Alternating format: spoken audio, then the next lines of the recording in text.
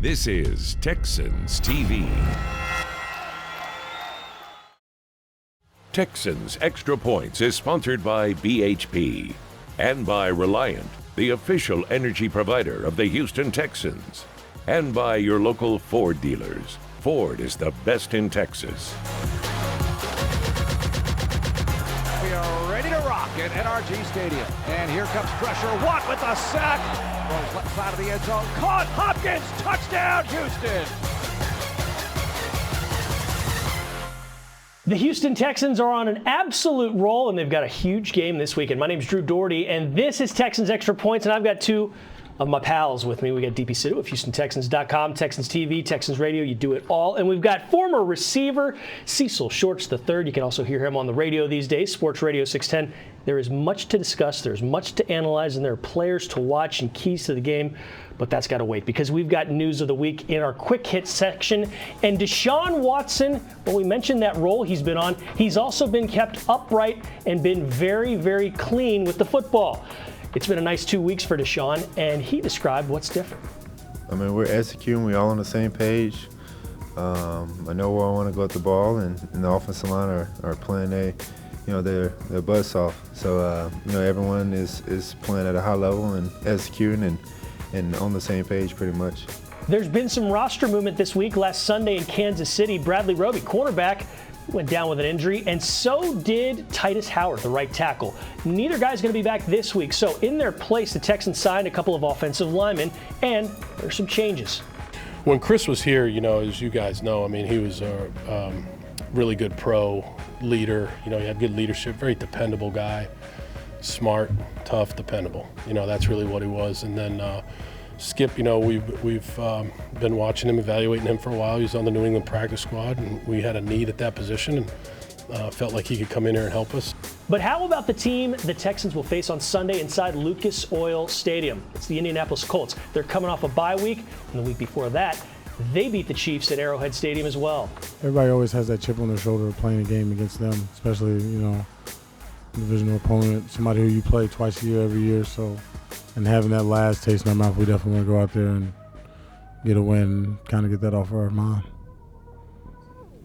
Yeah, I mean, he does a good job back there. He's tough to bring down. I think that's one thing I've noticed about him is he can obviously move a bit, but even when guys get to him and hit him, he's tough to bring down.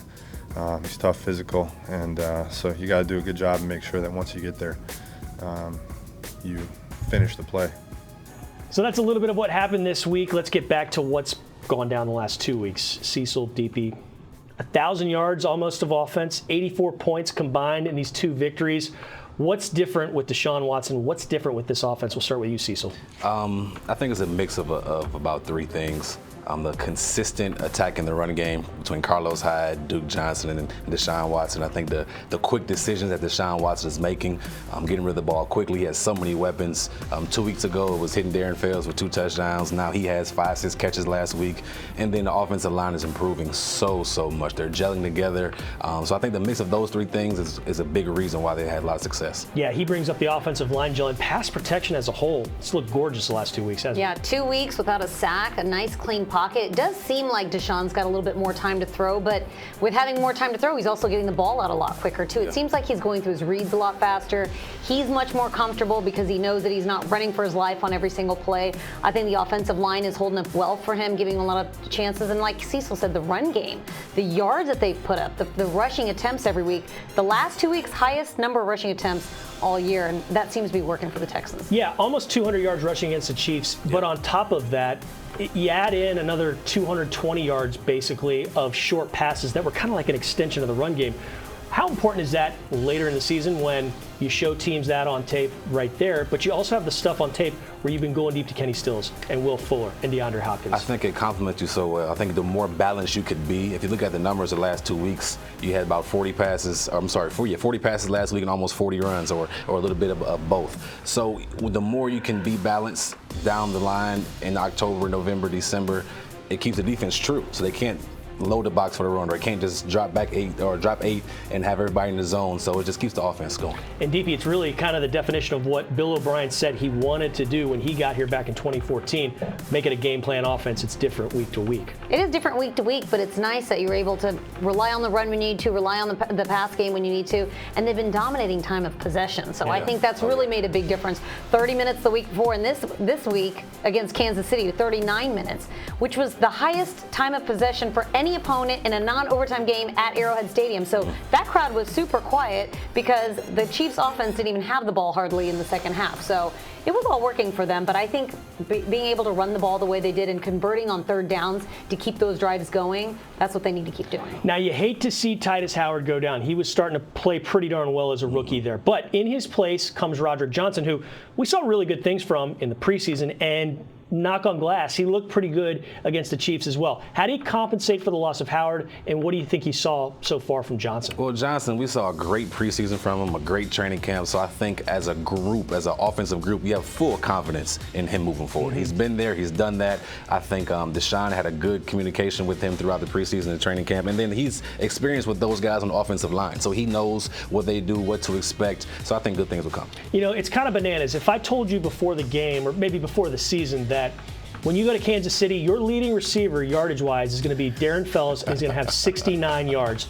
You'd probably say, oh, Texans lose this game, don't you? But that's kind of the beauty of this offense right now. Fells had 69 this week. You've had some 100-yard games from other guys. I mean, it might be Duke Johnson in the week ahead. Who knows what's going to happen? That's what I love about this offense. They can spread it around, and there are so many different weapons for Deshaun Watson. I think if you're a fantasy football owner that has probably a Texans offensive skill player, you're probably thinking like, speak to that, yeah. I pick up Will Fuller one week, and the next week it's somebody else. Every week it's a different target. I think it's so much fun to watch because depending on who the opposing team is game planning against, you're going to find a man open. And there's so many different threats on this offense. These wide receivers have a number of different skill sets that they do well. And then you mentioned the tight end. Darren Fells, we thought he was going to come in and be a blocking tight end, and now he leads the NFL with touchdown receptions for a tight end. He's got three on the year. Yeah. So that's a career high for him already. He jokingly calls himself a left tackle. But what you wanted to add on to the weapons in the fantasy football talk, didn't you? Yeah, well, I love fantasy football, and with all the weapons that you have, and especially with Will Fuller having a huge game 2 weeks ago with over 200 yards, it's going to open things up more for D-Hop. And no matter what happens with D-Hop in the first half of games, when it matters most, he's going to find a way to make plays, and he's going to be one-on-one, and he's going to continue to play big ball. Yeah, I point out that Fells has those 69 yards. That's the most receiving yards on the team. The guy who still had the most catches was DeAndre Hopkins, and he had the big one, the big one at the end. All right, we got to talk a little bit about this defense. And we got to take a break first. But before we take that break, we got to do a telestrator. So Bill O'Brien, John Harris is going to break it all down. This is a Charles Omenihu strip sack that helped change the tide before the half last week. Welcome to Texas Telestrator, presented by BMW. I am John Harris, alongside head coach of the Houston Texans, Bill O'Brien. Coach, great win in Kansas City. Thanks, Johnny. Offense, defense, special teams get it done, but the defense here, Coach. Charles Omenihu, the rookie out of Texas, with a big strip sack, and then a heck of a recovery by Bernard McKinney. You want to take us through this? Yeah, this was a great play at the end of the half after we went for it on fourth down and weren't able to convert. They intercepted the pass in the end zone and brought it back out to the 20 here. And on this first play right here, I think, again, I always try to show it from the wide shot first. There's a really good example here, again, of rush and coverage. You know, really, when you look at the coverage right now, we're in kind of a mixture of a zone and man coverage, and there's really not a lot of guys open. And so what happens is, if with our front, the way that we rush, if we can make the guy hold the ball just a little bit, we feel like we have some guys to be able to come home. So when you go to the end zone shot here, you can see that they're in basically what we would call a bunch set. They start off in a bunch. We got to communicate that. We do that. Then they motion out of the bunch. Kansas City does a great job of moving guys around, and I think we did a really good job here of communicating and getting lined up. Everybody's lined up and ready to go. They motion back, fake the jet sweep. And here, in this case right here, we have Charles.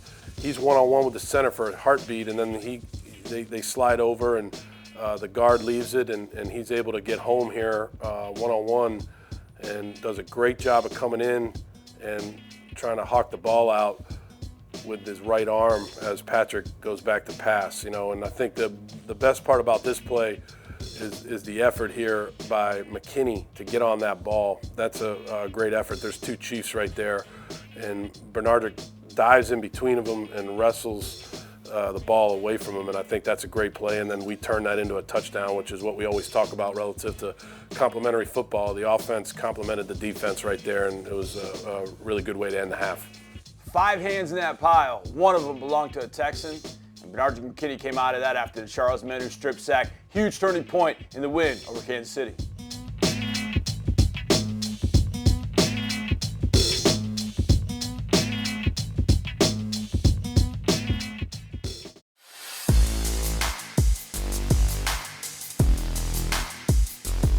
Your next gen stat of the week powered by AWS. 30 completions last Sunday for Deshaun Watson. That's the most completions of the season for him, so that's good stuff for him. Drew Dougherty, Deepi Sidhu, Cecil Shorts III. Good to have you guys with us. Good to have you watching us. And let's talk about this defense. We saw Omenihu before the break get that strip sack. That was a big deal because it puts you right in position to take the lead, to get that score, and that's what happened. But this pass rush on the whole, it's finding itself at the right time, is it not? Yeah, I think anytime you've got J.J. Watt double and triple teamed, the goal is to have someone else come open and be able to make the play, put some pressure on the passer. And you've seen that with Whitney Merciless. He's got 5 sacks. J.J.'s got 4 sacks. And like you mentioned, Omenihu, Brendan Scarlett, Zach Cunningham, other guys step up, DJ Reader. It just opens it up for everyone else. And I think everyone's just sort of playing in sync right now, cohesively as a unit. So you still see J.J. Watt making the same plays, but you're bringing pressure from all angles. And opposing offenses have to account for all these guys coming from different directions. Yeah, what have you seen, Cecil?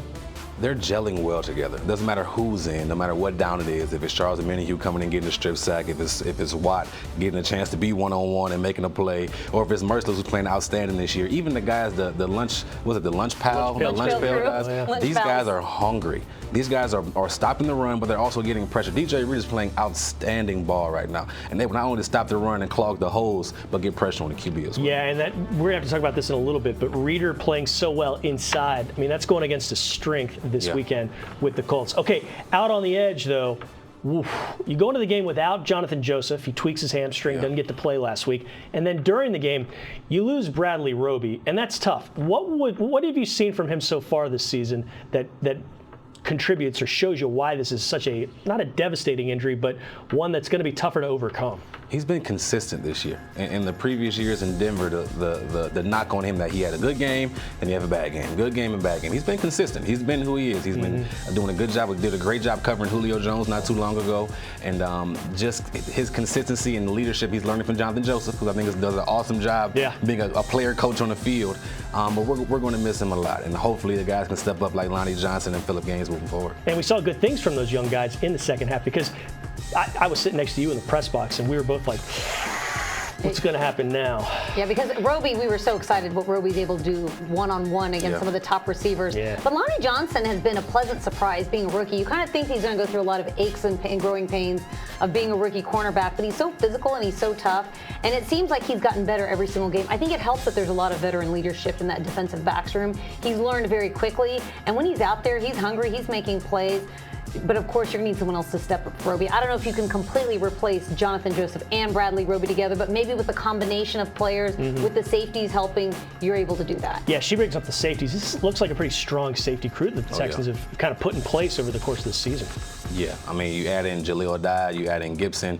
Gibson was brought in to stop the tight ends, and then to piggyback on Lonnie Johnson, he did a great job last week versus Travis Kelce in different situations. How physical he is. He's just as big as a lot of those tight ends. So for him to be able to play inside and outside and contribute with the safeties is pretty big. And he doesn't look like a project. I mean, he's been labeled a project when the Texans took him, but he's not playing like a project. He's playing like a player. Okay, you guys like trivia. I know you're huge on trivia. You call yourself the queen of trivia, don't you? Not really, but okay, we can call me that. I'm making stuff up. But here's one for you before we go to break. Which Texan has been on the team since 2010? Think long and hard about that. And we'll be back with more Texans Extra Points in a bit.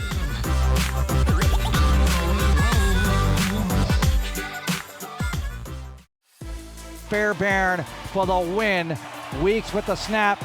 It's down. Daniel with the hold. Fairbairn's kick is up. And it's good! And the Texans win in overtime! Hey, that's what we do, baby! Yeah! All day! Easy! How about that? That was the first of 2 consecutive game-winning overtime field goals by Ka'imi Fairbairn last year. That one beat the Colts to get the Texans their first win of the season. That was a big one. Texans need Ka'imi to keep kicking like that. He's had his struggles, but they say they're going to work things out. Drew Dougherty, Deepi, Sidhu, and Cecil Short's the third. Guys, let's talk about these Colts. Jacoby Brissett, pretty good quarterback. I know back in August when the Texans are in Arlington playing the Cowboys, the news comes out during that game, which was a horrible preseason game, but the news comes out, Andrew Luck retires. So the first reaction is sweet. But from what we've seen of Jacoby Brissett, he's been accurate with the football, hasn't given it up much, and he's got these Colts rolling, Cecil. Yeah, he's somebody that when I first heard of him getting drafted in New England, I'm like, okay, he'll be, this the third quarterback type of guy. He's developed over the years, and he is really a solid starter in this NFL. Is he Andrew Luck? Not at all. Andrew Luck is on another category. But he's a guy that is not afraid to throw the ball down the field, has a strong arm, and like you mentioned, he does not turn the ball over. He's a guy that makes smart decisions. And he's a guy, for whatever reason, the Texans have struggled with lately. So if we can figure this out and really contain him, I think it'll be pretty good. So like he says, the Texans are due, aren't they, Deepi? They are, because they weren't able to beat him up in New England when he was with New England, and they haven't been able to beat him when he was with the Colts, filling in for Andrew Luck. But I think what makes the Colts so good is not just Jacoby, but the offensive line, Marlon Mack. It's like they've got all the pieces. So Jacoby Brissett, just sort of, he makes them all better because of every piece around him. All right, we got to get our Gatorade players to watch in this one. I'm going to start there on the outside with you, Cecil. Who are you keeping your eyes on? Well, we just talked about how stout that offensive line was for the Colts. For me, it starts with DJ Reader. Can he continue to play well? Can he continue to make an impact with that great offensive line? It's going to be a great challenge. It's going to be him, the Lunch Pail crew. I said it right that time. That's right. Can those guys step up, stop this running game? If you can make them pass, or become a one-dimensional team and pass the ball a lot, even though he's good, I think you have a good shot, but it has to start up front. Okay, DJ Reader is your choice. Deepi, who do you got? I love when the Texans run the ball and they just dominate time of possession and we don't see any punts during the game. But I'm going to go Duke Johnson because we've seen Carlos Hyde have some big games. I think Duke is due. He scored his first touchdown as a Texan last week against Kansas City, and I feel like every week it's never a player that had a great week the week before. They spread the ball around well, so I think Duke is due for a big game. I like your theory. It's kind of a spin the wheel. It's going to be somebody new, and I'm going to kind of take that theory as well and roll with my player to watch, who is none other than Kiki QT. What did he do last year when he played his best games? They were both against the Colts, week 4, and then the playoff game. Playoff game, he was the bright spot in that one. It was a pretty ugly affair here at NRG Stadium, but he had 100-some yards receiving. He had a touchdown. I think Kiki can exploit some things in this defense. I think that defense in the past has thought, we're not going to let Will Fuller, we're not going to let DeAndre Hopkins beat us. You can do whatever you want in front of us, and there, go for it. I'm going to go with Kiki. I like the Duke choice. And you can never go wrong with a Lunch Pail Crew guy. I like DJ Reader. I love it. They got T-shirts now and everything. Of course they do. And, Still trying to get ours, by the way. We're here in the stadium, and we got monster truck stuff going on, so it makes me think of DJ Reader. He goes also by Grave Dave, and you got Grave Digger doing his thing. So, nice. Anyhow. Should we probably talk some football? Great. Let's talk some football. But before we do, we're going to go to break, and we'll be right back. When we return, we've got keys to a Texans win. Don't go anywhere. This is Texans Extra Points.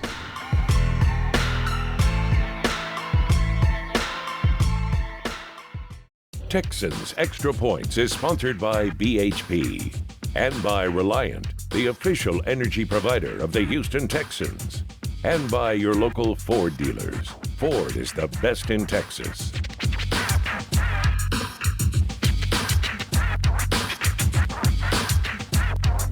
Welcome back to Texans Extra Points here in the gorgeous, I've said gorgeous a few times in the show, but the gorgeous Ford Studios. Gorgeous. Drew, Deepi, Cecil. Guys, this is the time of the show where we unlock victory for the Houston Texans. The First Community Credit Union, keys to the game. We're going to start with Deepi because I've been starting with you the whole show. So we'll start with Deepi. Deepi, what do the Texans have to do on Sunday to get a win? What 2 things? I mean, I just love when they run the ball. If I haven't said that once, I'll say it a million times. When they run the ball, good things happen because they control the time of possession. You don't have to worry about a team scoring on you or running the ball all up and down the field on you. So I think if they can run the ball effectively the way they have the last 2 weeks and just keep Jacoby Brissett and the offense off the team, things will go well for them. At the same time, also don't turn the ball over because last week we saw 2 turnovers by Deshaun. Luckily, the defense was able to recover them, and it was the damage was minimal. But let's not have that happen again, because you never know what happens if you turn the ball over and you give the Colts a short field. You know, it's the first time against the Chiefs. It's the first time this season, first game this season, that the Texans actually lost the turnover ratio battle. They had more turnovers than they did takeaways. So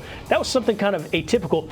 They still managed to win. So, yeah, that's definitely something to keep an eye on. Cecil, what you got? The number one thing that pops in mind when the Colts come to town, or we're going to the Colts actually, is stop the run. Yeah. They're a physical team, like we mentioned before. They want to run the ball with Marlon Mack, with Himes, with whoever's back there. Let's stop that. Let's shut it down. Let's make them one-dimensional, and let's see if Brissett can really beat us just by himself. And then number two that comes to mind, and it's long overdue, a big play on special teams, whether it's forcing a turnover on kickoff, whether it's DeAndre Carter making a good decision back deep at punt returner or kick returner, or making a huge clutch field goal by Kwame Fairbairn. So I want to see something big on special teams, and I think that can give you momentum to have a pretty good game. You can also throw in a long Kwame Fairbairn field goal. There you go. Because that would work, because that's what the Texans got last year. Before we get to my two keys, you want to know the answer to that trivia question from earlier? Yes. So what Texan has been with the team since 2010? I think you both know it, but do you out there remember John Weeks, Pro Bowl long snapper John Weeks? He is the longest tenured Texan. Got here in 2010. The next year came J. Joe and J.J. Watt. Whitney Merciless after him. The year after that was DeAndre Hopkins, and then the floodgates open when you get into 2014 and beyond. All right, how about my two keys? You said don't turn the ball over. Don't want that to happen as well, but do what you did last week. Get 2 takeaways of your own. Those were huge. You get the strip sack that leads to a touchdown a play later. And Tashaun Gibson, boy, he keeps the dam from breaking wide open by getting that interception in the end zone. Yeah. How about that? All 3 interceptions by those 2 quarterbacks were in the end zone. So those are that's my one key as far as the takeaways. And then a few more big strikes down the field, a 30-yard reception or more. I like that mixed in with what we've seen from the short passing game and the run game. And there you go. Texans win. Cool with you guys? So easy. Yeah. Cool with me. All right, Cecil, Deepi, thanks so much for coming on. Let's do it again real soon. Absolutely. Yeah. Sound good? All right, thank you, folks. Thank you for watching. We appreciate you. We hope you enjoyed the show. And we hope we're coming at you with 3 wins in a row for the Texans next week. So until then, go Texans.